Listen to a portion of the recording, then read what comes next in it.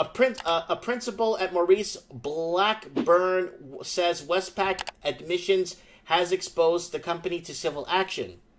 WESTpac admitted more than 10,000 mortgages were issued that should not have been approved. That's a lot of bad package deals. That's a lot of bad deals, guys. And Lindsay David and the LF Economics says APRA's targeted review findings were never meant to be made public. What? We weren't supposed to find this out? What? It was supposed to be a secret that 10,000 mortgages shouldn't have not been on the books? The bank recently reached $35 million settlement with the corporate watchdog ASIC after admitting an automated decision-making system for home loans. Why would you have an automatic decision-making system for home loans? This is the most important investment you'll ever make in your life, and you have an automated decision-making system? Are you out of your tree? What, you can't find someone that could look over a credit score and look over gaps on file, look over inquiries, underwrite the deal properly, get a proper appraisal out there so we could pull comparables. What's wrong? So let's go back to the story here. These admissions expose WESTpac to civil action by individuals who were provided with too much credit, and inappropriately so during their application for a loan. Josh Menon, a principal of plaintiff law firm Maurice Blackburn, told the ABC, in circumstances where people find themselves in default, default on their mortgages, they will be able to bring an action against WESTpac potentially for breaches of reasonable lending laws.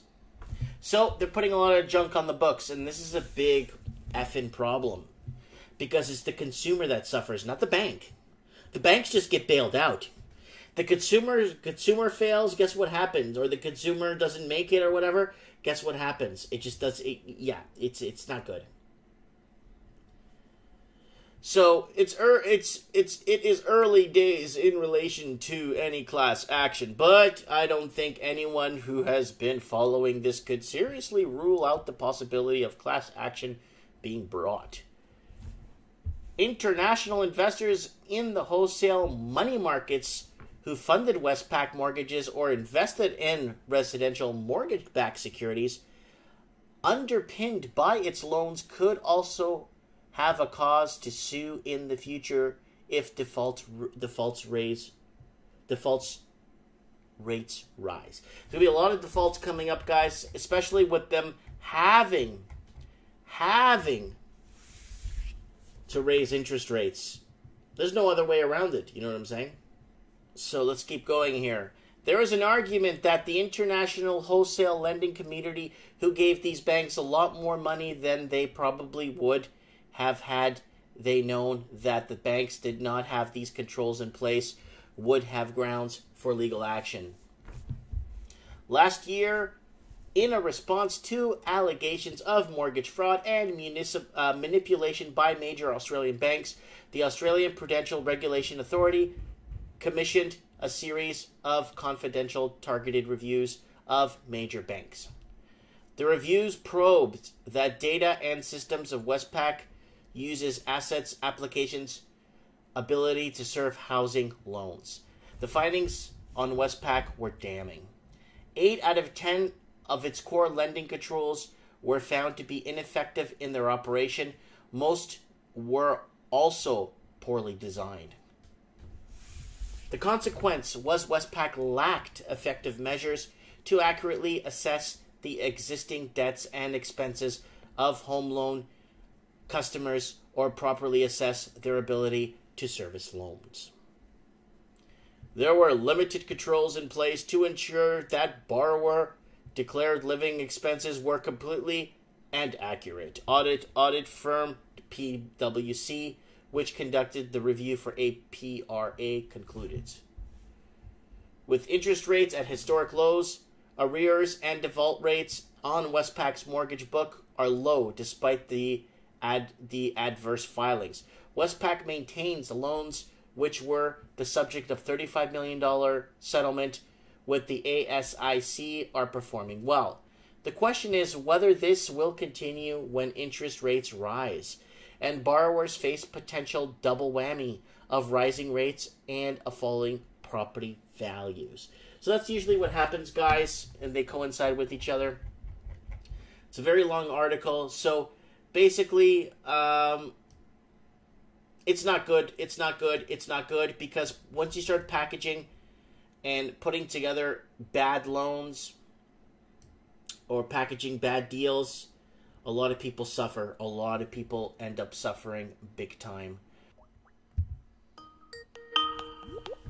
Let's see if he picks up. Steve Thomas in, I think he's in Melbourne, Australia.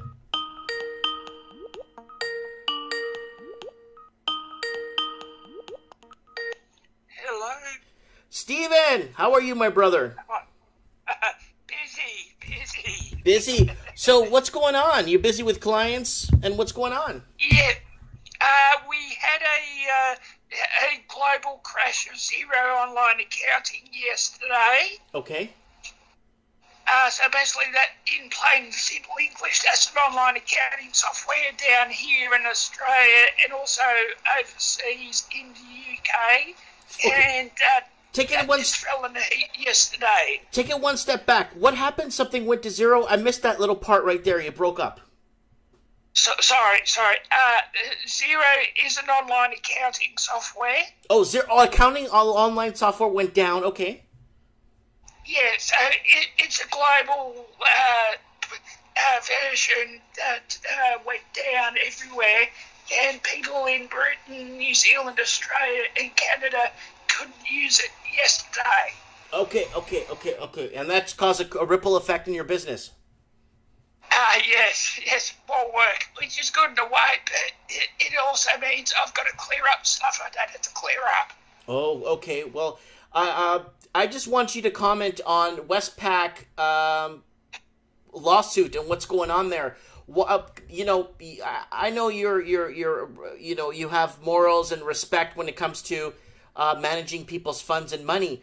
Why would they put garbage on the books? Well, you got to remember, from a WESTpac point of view, or any financial institution, they're trying to make a profit. They're not a social entity. Mm-hmm. So their object is to make as much profit as possible. And that's fine, but inevitably you're going to step on people's toes by doing it that way.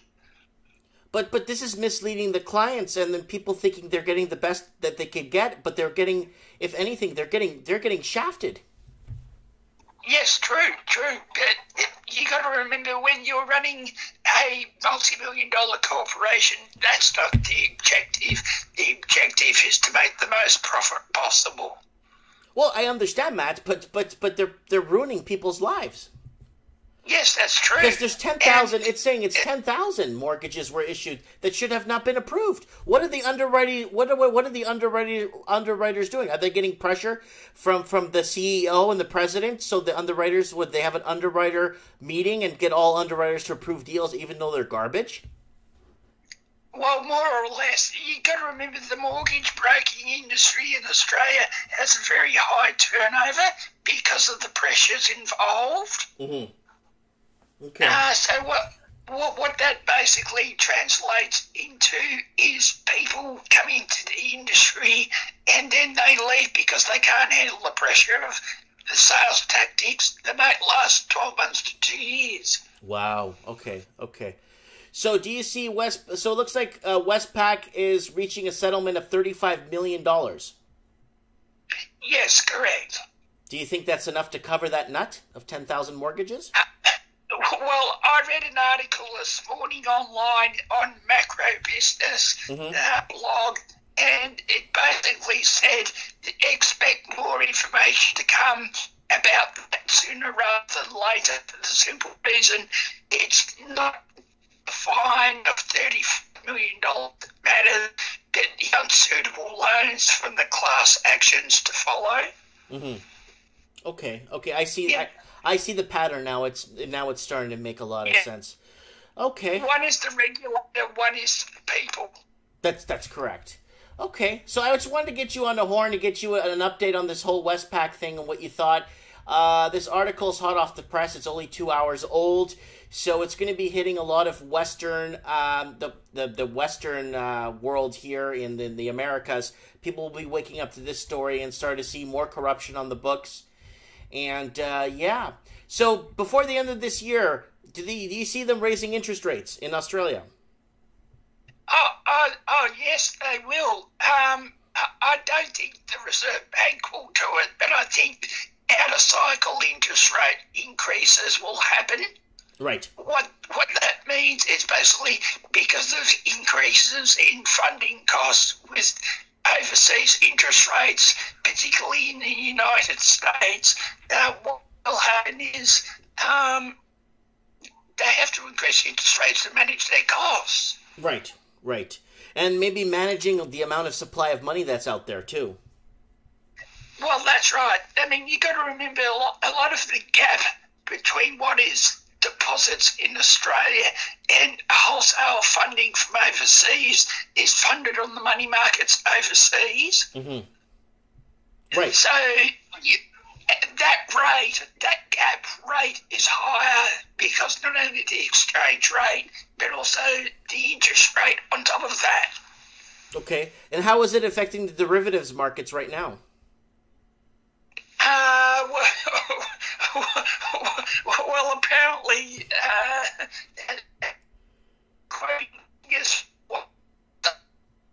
oh, you're break. We're losing you. We're losing you, Steve. We're losing you, Steve, buddy. We're losing you. We're losing you, buddy.